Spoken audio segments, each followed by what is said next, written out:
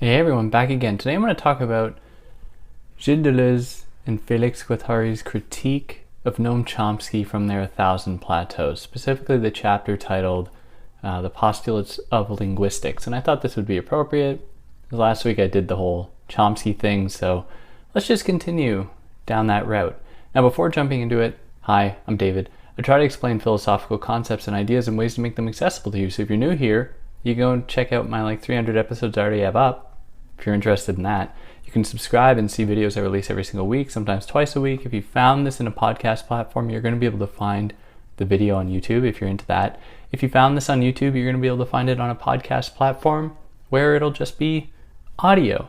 And I hope my voice is soothing enough to help you maybe at least fall asleep if you need help with that, you know?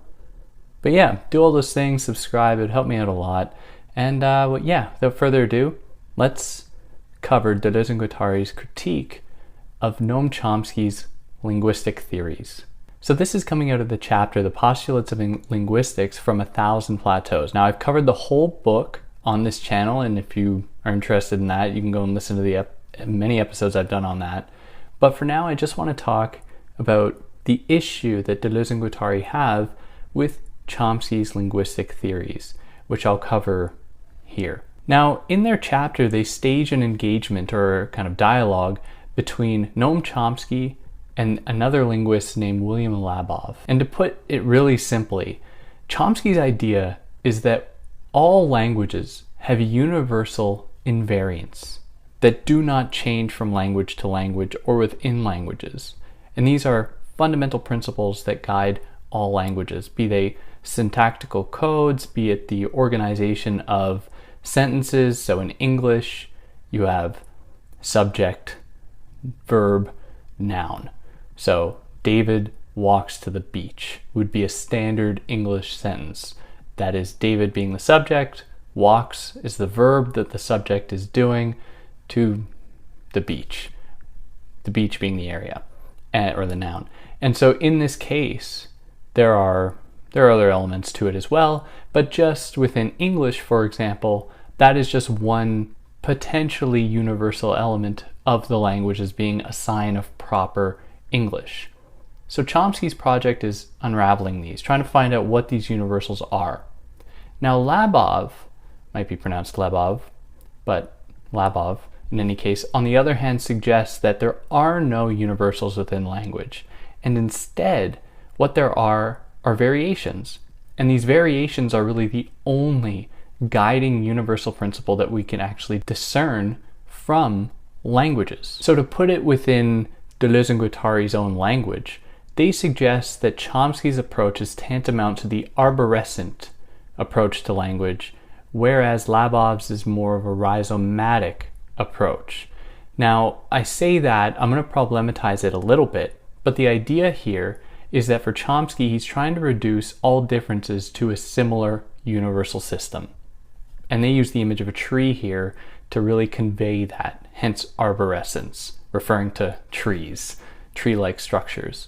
Whereas Labov, belonging to a more rhizomatic type of thought, is more prepared to find differing forms of connections that guide any kind of language and that we can use to understand how languages really work. So his approach is more tantamount to not a tree really, but like a root system that is quite unpredictable and that it is going to really flow into directions that are difficult to capture, difficult to trace, difficult to understand, and that will therefore evade any kind of homogenizing universal approach to understanding them. So Chomsky belongs to that arborescent tradition, whereas Labov belongs to the rhizomatic one. Now again, we're going to problematize this in a little bit, but just for now, let's think of them in these terms. So Deleuze and Guattari aren't totally satisfied with either approach. They very much prefer Labov. They think that like Chomsky's really out of his element, and they really prefer what Labov suggests in terms of there not being any real true universal to language, unless that universal is the fact that there is no universal, that variation is what is language. So their problem with Chomsky is not that his approach is too far removed from reality, that trying to find a universal principle is just totally impossible because it doesn't exist. Their approach isn't to try to find out what really is true about language, because that would be to just replicate Chomsky's project, to try to supplant it with another universal schematic. Instead, what they want to try to do is push Chomsky's thought to its logical conclusion. And the reason for that is that within Chomsky's own linguistic work, he considers variations within language. So he'll consider dialects, he'll consider slang, he'll consider all of these things that break away from any traditional structures that a major language might have, be it English, let's just say English for now, any real structure or code that English has. Chomsky will consider these, but he always relates them as being somewhat derivative to a real type of language, the real structural form of that language. So Deleuze and Guattari suggest then that the point of Chomsky's work really is to demonstrate the extent to which that these dialects, these derivations, these languages that are derivative to primary or majority languages are actually necessary to define what a major language is. So if there weren't these oppositional dialects that fell outside of the purview of standard English, for example, then what we'd have is not one major language that guides all other languages. Instead, we would have just nothing, because the only way to establish a major language is to have a necessary antithesis, so the opposite, against which to measure that language. So in order to set up for there to even have been a major standard language that has these apparent universals, it was necessary, or it is necessary, to have other forms of language within that language that can be seen as being non-standard and that can be compared to validate that primary language, that major language, as being the universal one. But how does one language actually become that universal one, stand in for all the trueness of a language? Well, one way to really think about this, and Deleuze and Guattari are really guilty of this as well, is the distinction between French spoken in France and French spoken in Quebec, in Canada, which is where I am, hence my example. And the same can apply to French spoken in Algeria or French spoken in Haiti, and so on. In A Thousand Plateaus, there's this point when Deleuze and Guattari suggests that French spoken in Quebec is like somehow more musical or more, almost like more childlike than French spoken in France, which is, it's absurd. It's an absurd thing to say.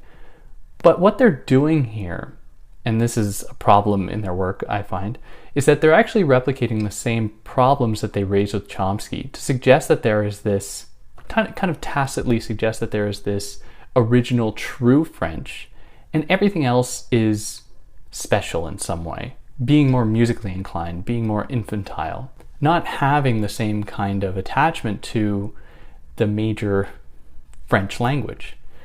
Now this comes to be through power, and it comes to be through other historical developments that come to appreciate one kind of dialectic over others. So over time, in the case of France, what actually happened was that different villages, which actually spoke totally different languages, began to be subsumed under the category of French national identity, which was mostly a Parisian national identity, Paris the city, which was starting to really expand out via various new forms of communication and travel, the introduction of railroads, highways, the radio, television, that began to spread one kind of way to speak French all throughout France. And over time, the type of French that is spoken in Paris and in some parts of France is then taken to be the primary original form of French, and everything else, anything that is derivative to it that sounds different, will be seen as being a dialect. It'll be labeled as an accent or slang, and it will therefore be something that is seen as derivative to that primary language, which in itself has no characteristics that fundamentally make it primary or more real or more true than any other form of that language, but it is something that is bestowed upon that language through histories. And colonialism, of course, can't be ignored in this, where language is imposed upon a certain people. Another important aspect to all of this within Deleuze and Guattari's work is to suggest that language extends much further than the act of speaking. And I mean, this is always at play when you just talk with somebody else. I mean, body language is a huge part of anyone's language. And there are going to be huge variations between cultures. For example, there are some Indigenous writers within Canada. And here I'm thinking of Thomas King's book, Indigenous writer in Canada, in colonial Canada, titled Green Grass Running Water, in which there's this moment where two of the characters are crossing the border from Canada, or from the United States into Canada, and the Border Patrol person is smiling. But to the Indigenous characters actually in the book, smiling because the way that North Americans do it means showing your teeth, which is actually a sign of aggression. So even at the level of bodily expression, there are no universals. Different cultures are going to have different perceptions about different bodily forms of communication than others.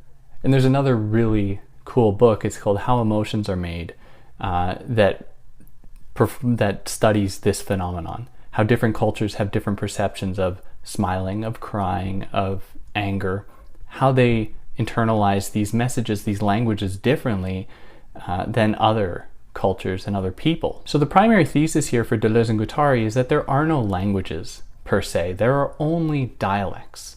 And it is only through time and through the establishment of various powerful hierarchies that come to establish certain languages and certain dialects within any given language as being original and primary and the standard against which all other dialects are measured.